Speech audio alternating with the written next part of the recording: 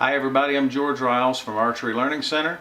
I'm about to show you the magic on how to make a torqueless D-loop. Alright, here we go. First you have to use some material. I use BCY 8190 or you can use 8195. It has to be a Spectra based or fast flight based material so it's not abrasive and it'll last a long time. So I've set my hooks up 3 inches apart because I want 1 inch of extension on my torqueless D-loop. So your torqueless D-loop will be 1/3 of your layup length when you make it. So whatever you want your final length to be on the bow, make it 3 times as long. Okay, so I want 1 inch, so I want 3 inches of layup. So here we go. You can use 2 nails driven into a workbench. I use my string jig hooks here.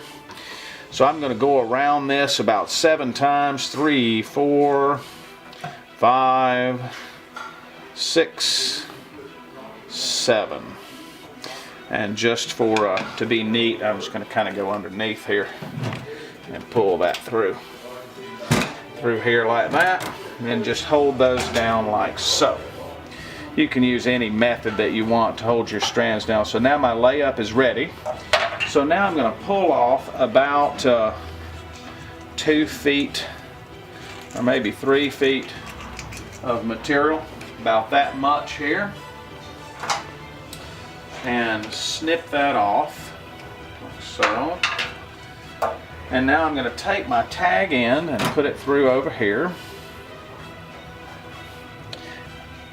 And here's the beginning of my knot. And I'm going to do kind of a modified nail knot, which is essentially a back wrap that you use. So you see what I've done? I've gone like this under the hook.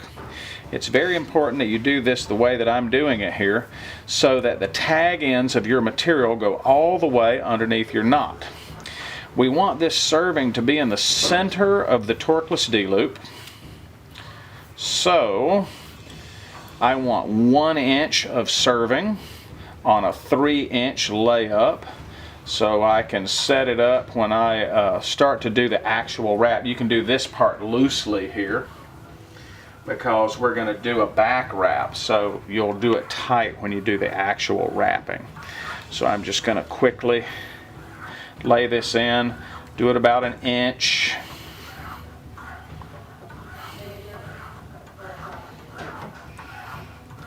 This feels good. Right about there feels like about 1 inch. You notice I'm not being overly persnickety about my measurements here. I'm just kind of feeling it out. That feels like about 1 inch from here, so I'm going to start wrapping it in. Now I'm going to pull this part tight here. Note that this is unwrapping while this is wrapping. See, there we go. So I'm going to wrap that in like here, and I'm holding that very tight, and I'm wrapping that as tight as I can.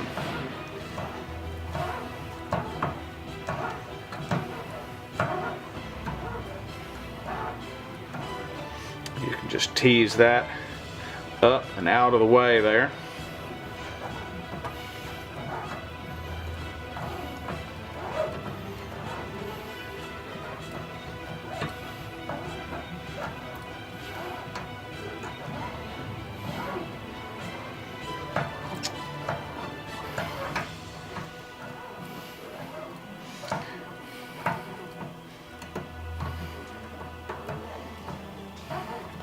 And I'm done. So I'm just going to stand back and take a look. So yeah, that's pretty close to being in the middle. I'll take my little hemostats here and get my tag in. And I'm going to pull that through, but I'm not going to pull it totally tight yet. I'm just going to kind of pull it down. I'm leaving that just a little bit loose. And then I'm going to take a look and make sure that that looks like it's in the center. You see I'm just a little bit off center this way, but I didn't pull this tight. So I can kind of tease that down just a little bit so I can sort of change the positioning of my material to get it in the center before. Now that looks pretty centered there. So now I'm going to get my hemostats here And I'm going to wrap it up and pull that sucker tight. You see that really locked down right there. And I'm going to pull this tight and then trim it right there, right close. Do not burn the material, because the burn will create a rough spot that'll cause your D-loop to wear out. So now I'm going to pull that tight like that. Okay, that's nice and tight, I can see there. And the tag end comes out here, the other tag end comes out on the other side, so it'll never loosen up and come undone. Next, I'll grab my tag ends here.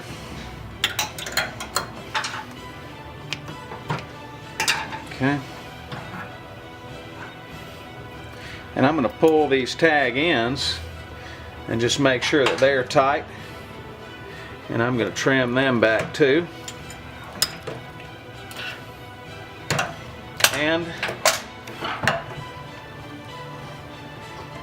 voila!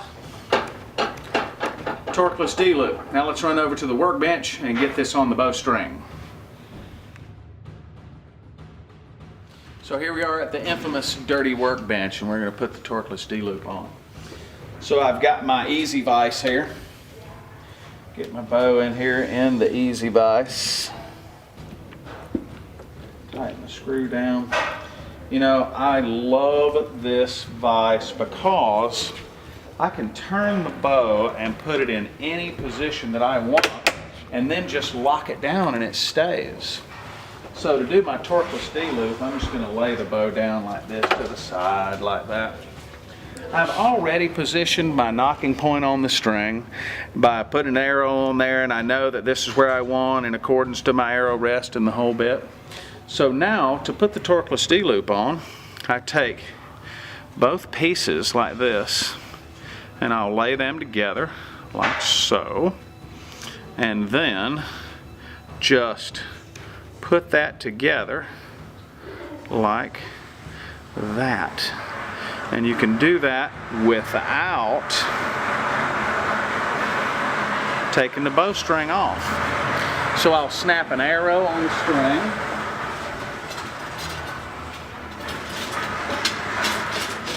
I'll snap an arrow on the string, slide that up close, leave myself just a tiny bit of wiggle room there, like so.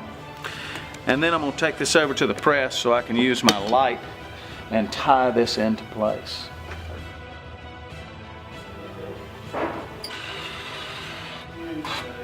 So I've cheated a little bit, and I have a big old magnifying glass mounted to my easy press here so that I can see those black modules with black screws, and I can also tie in torqueless D-loops and things like that too.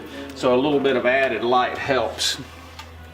So here we are. I have my torqueless D-loop in place, and you see where my peep sight is here. So I'm going to turn that D-loop so that it's normal to the peep sight when I draw the bow back. So I'll get some dental tape here.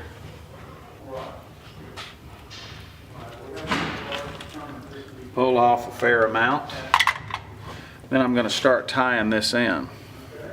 So I use overhand knots, just like I tied in my knocking point here. And I'm going to tie right on top of the torqueless D-loop material. Dental tape works best because the dental tape is waxed and it's strong enough that you can tie it super tight without worrying about it coming undone, and that stops the torqueless D-loop from spinning around the string. So we'll just tighten that down like so. I'm using overhand knots, right over left, right over left, right over left. Okay, like so. And then I'll finish this off right over left, then left over right. Finish it off with a square knot, pull that tight, and I'll trim the ends. And I'm going to trim the ends kind of close here. And then I'm going to use a lighter to burn. Now I'm going to protect this material here because the lighter you know, might get over there and burn my torqueless D-loop. This stuff is pretty flammable, so you don't want to get too close to it with the fire. And there you have it, torqueless D-loop. Let me show you this other thing that I've got here. The second axis attachment for the Easy Press, it's brand new. And this thing is so cool because I can change the angle of the bow here and work on my mod screws and my mods. I can get to my string anchors. I can do all that stuff that I need to do. And I can put this bow while it's pressed or in the press. I can put it in any position that I want to. So give this torqueless D-loop a try. You may have to make a few of them to get it working, but once you get it going, you see it's pretty easy and fast to get them made, and they will greatly improve your accuracy at long range, no doubt about it.